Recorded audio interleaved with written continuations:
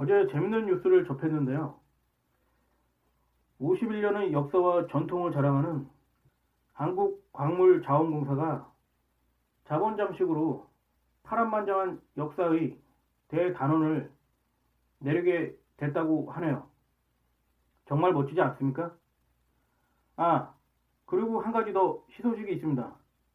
자그마치 5조 원의 빚은 보너스랍니다. 이게 바로 대한민국의 저력이죠. 얼마나 멋집니까? 저는 박수를 치고 싶습니다. 그럼 이제 이걸 누가 갚아야 하느냐? 언제나 그랬듯이 바로 여러분들이 대신 갚아야겠죠. 열심히 일하셔서 세금을 많이 내시길 두 손 모아 진심으로 바라겠습니다. 근데 더 웃긴 건 이 어마어마한 돈을 다 털어먹었는데도 아무도 책임지는 사람이 없다는 겁니다. 이게 말이 되나요? 정말 대한민국은 무엇을 상상하던 그 이상을 보게 되는 것이죠. 저는 그래서 그 어마어마한 돈을 다 털어먹은 관련자들에게 표창장을 줘야 하지 않을까 생각합니다. 왜냐하면 이 역사적인 사건을 자손만대에 길이 남겨야겠죠. 그래서 소중한 세금을 탕진한 그들에게 본보기를 보여줘야 한다고 말하고 싶습니다. 정말 열받지 않으십니까? 아니, 그 어마어마한 돈을 어떻게 다 털어 쳐먹을 수 있는지 아무리 생각해도 상식적으로 납득이 가지 않습니다. 정말 대한민국은 멋진 곳입니다. 이런 나라가 지구상에 또 있을까요? 돈을 쓴 건 다른 놈인데 그걸 갚는 건 언제나 국민들이죠. 도대체 언제까지 국민들이 당해야만 하는 걸까요? 이런 말도 안 되는 웃기지도 않는 일들을 접하면서 정말 이가 갈립니다. 그 어마어마한 돈이 제대로 쓰였다면 얼마나 좋았을까요? 저는 이런 생각을 많이 하거든요. 예산 몇억 혹은 몇십억, 몇백억이 없어서 뭘 못한다고 언론을 통해서 들을 때마다 정말 웃긴다는 생각을 많이 했습니다.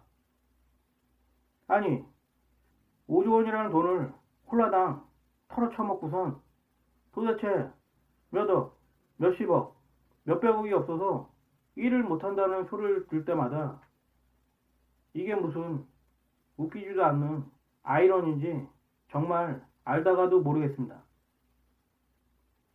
정말 대한민국은 멋진 곳입니다. 누가 이런 곳을 마다할까요? 왜 세상은 정말 이렇게 웃기는 것일까요? 제가 만약에 범칙금 몇만 원을 못 낸다면 어떻게 될까요? 아마도 그 몇만 원을 안 냈다고 저를 닥달하겠죠. 하지만 어마어마한 돈을 다 털어 쳐먹어도 오히려 아무런 문제 없이 호의호식하면서 잘 먹고 잘 살 수 있는 이런 대한민국이 정말 지상낙원이 아닌가 생각합니다. 도대체 왜 많은 국민들이 피땀 흘려 번 돈으로 꼬박꼬박 세금을 갖다 바쳐야 하는지 의문이 듭니다. 누구를 위한 세금인가요? 이번 일을 접하면서 역시 세금은 눈먼 돈이라는 게 맞는 것 같습니다. 먼저 쓰는 놈이 장땡이죠. 제가 요즘 동네를 다니면서 예전에는 경험하지 못한 상황과 마주하게 되는데요. 그게 뭐냐면요. 제가 저번에도 한번 말씀을 드린 적이 있는데요. 그러니까 저희 동네에서 아주 오래된 치킨집이 문을 닫은 적이 있다고 했었는데요. 그 치킨집이 거의 한 20년이 됐었거든요. 근데 올해 들어서 갑자기 문을 닫은 겁니다. 그리고 최근 며칠 전에는 저희 동네에서 가장 오래됐다고 할 수 있는 빵집이 문을 닫았습니다. 그 집도 제가 알기로는 한 20년 정도 빵 장사를 했었는데요. 요 며칠 갑자기 문을 닫은 겁니다. 예전에는 그런 경험을 거의 해보지 못했거든요. 그리고 몇 주 전에 시내를 나갔다가 제가 자주 가는 곳인데 지하철 역사에 있는 지하상가거든요.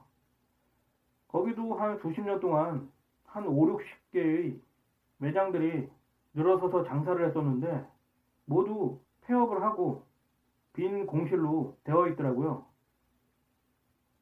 도대체 이게 무슨 일인가? 아마도 곰곰이 생각해 보니까 장사가 그만큼 안 되는 것이 아닐까 그런 생각을 했습니다. 뭐 요즘 어딜 가도 장사가 잘 안 된다는 소리를 많이 듣게 되는데요. 근데 생각보다 상황은 더 심각한 것 같습니다. 제가 기억하기로는 IMF 때도 이런 경우가 없었거든요. 그러니까 그 당시도 상당히 어렵다고 말들이 많았었는데 그렇다고 해도 빈 상가라든가 공실이 제 기억으로는 없었습니다.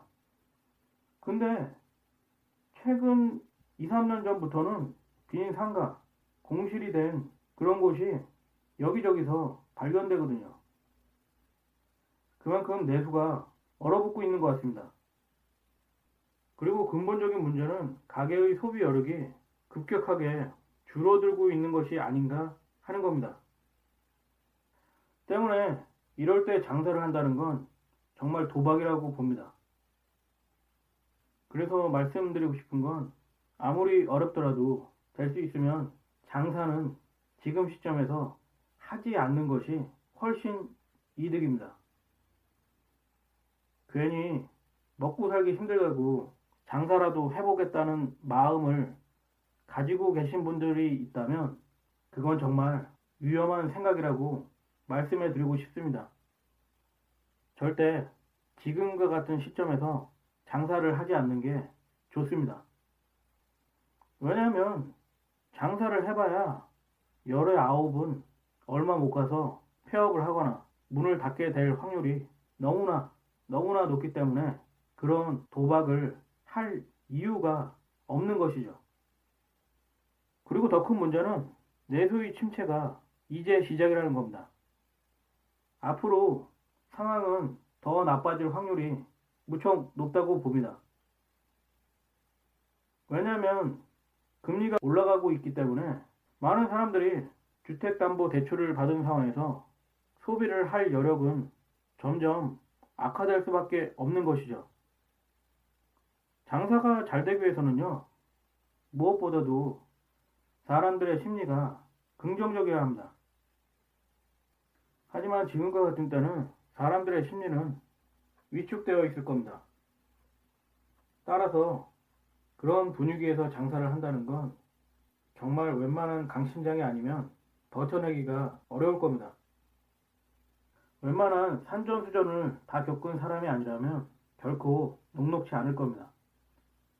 그러니까 처음부터 아예 집에서 놀고 먹는 한이 있더라도 장사는 안 하는 게 좋은 거라고 봅니다.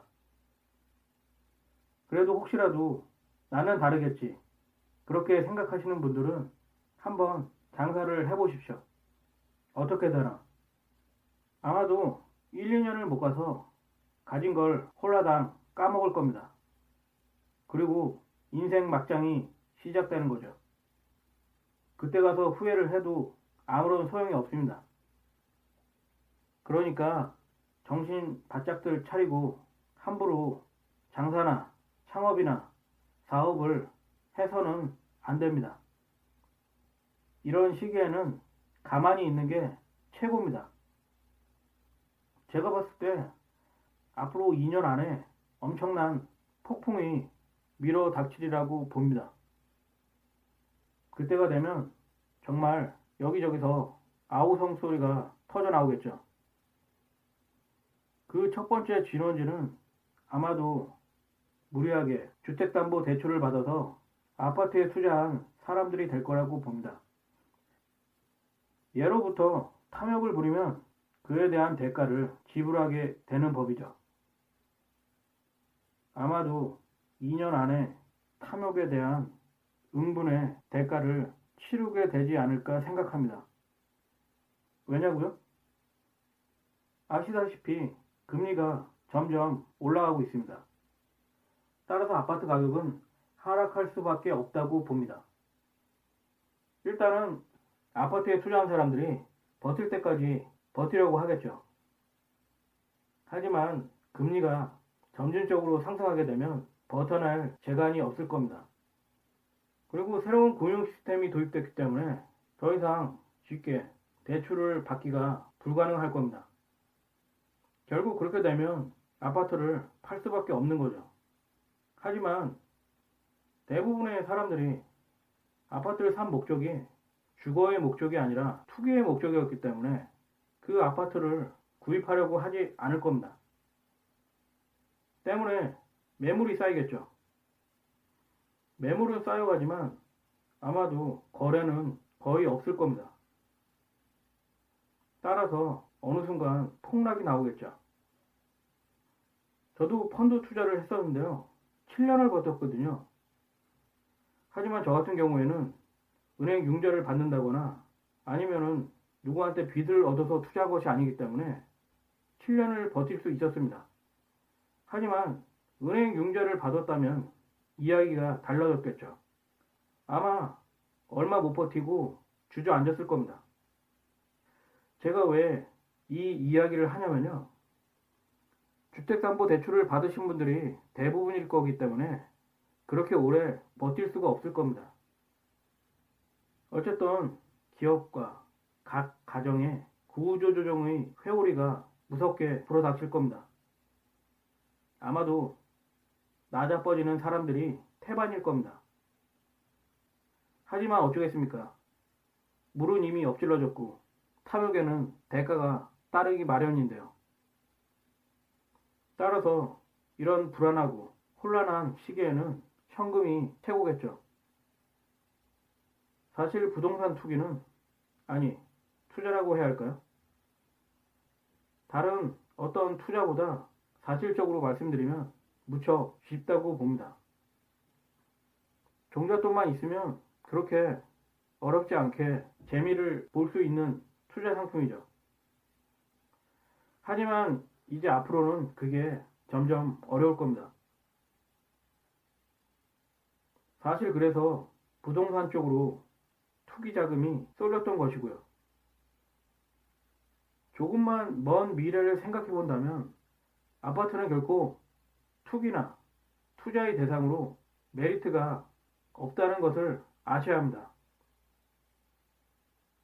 사실 어느 나라를 가봐도 우리나라처럼 아파트가 고가에 거래되는 곳이 거의 없죠. 홍콩 정도? 네. 그렇지만 홍콩은 아주 특별한 케이스죠. 왜냐하면 땅이 너무나 좁다는 것입니다.